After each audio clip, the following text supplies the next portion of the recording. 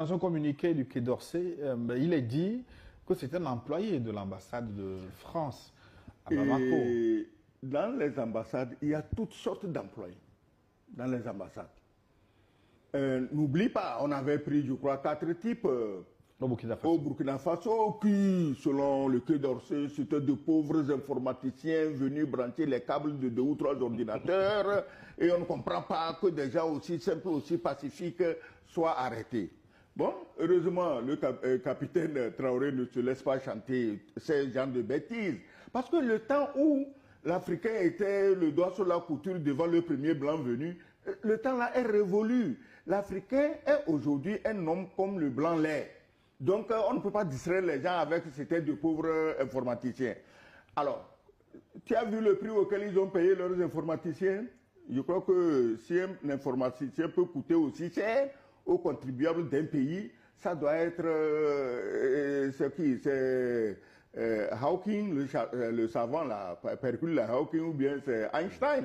Parce que sinon, moi, je ne paierais pas autant pour un petit informaticien. Donc, et le pauvre, je reviens encore sur le mot pauvre, parce que il est couvert par toutes. Je disais que dans les ambassades, il y a tout le monde. Il y en a qui sont venus comme garçons d'entretien, pourquoi pas. Il y en a qui sont venus comme cuisiniers. Il y en a qui sont venus comme pour la sécurité. Les ambassades étrangères dans nos pays ici, elles ont leur service de sécurité. Les Américains sont carrément gardés par des militaires américains, ce qui est normal.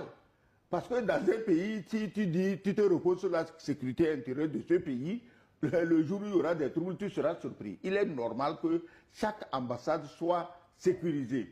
Seulement chez eux, nos ambassades, nous, on n'a pas amené de militaires là-bas.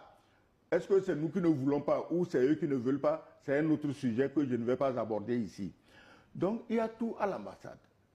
Et si tu as le statut diplomatique, tu es respecté comme diplomate, il n'y a pas de problème.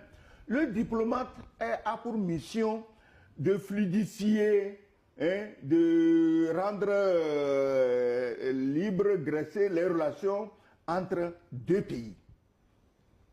Est-ce que tu comprends? C'est le travail de faciliter les relations, qu'elles soient politiques, diplomatiques, militaires, commerciales, entre deux pays. Maintenant, si toi, diplomate, on te prend en pleine activité de subversion, mais tu ne réponds pas à la définition des diplomates. Là, tu n'es pas venu pour faciliter les relations entre la France et le Mali, mais tu es venu pour tuer des Maliens afin que ton pays, la France, continue à s'engraisser du sang, des larmes et de la sueur de tout un peuple.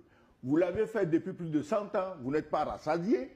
Malgré cette exploitation effrontée sur 14 pays réduits en esclavage et à la pauvreté éternelle, vous êtes le pays aujourd'hui le plus affamé en Europe.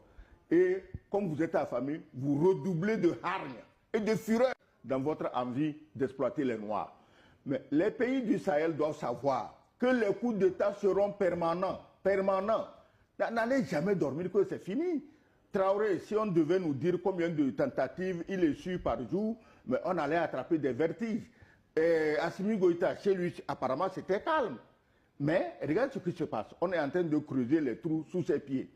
Tiani, c'est le même schéma. Donc, aucun d'entre eux n'a le droit de dormir, de dire, bon, maintenant, c'est calme. Plus c'est calme, plus vous deviez vous méfier parce que c'est vos voisins, même africains, qui sont les gros bras, les sicaires de ces pays exploitants invétérés. Donc, moi, je dis que tu es venu comme diplomate, tu travailles comme diplomate, tu es protégé par toutes les conventions internationales comme diplomate. Mais tu es venu comme diplomate, tu te convertis au terrorisme, au projet d'assassinat contre un chef d'État. Eh bien là, comme nous explique clairement, si ça fait partie du cahier de charge d'un diplomate. Dédié à l'eau.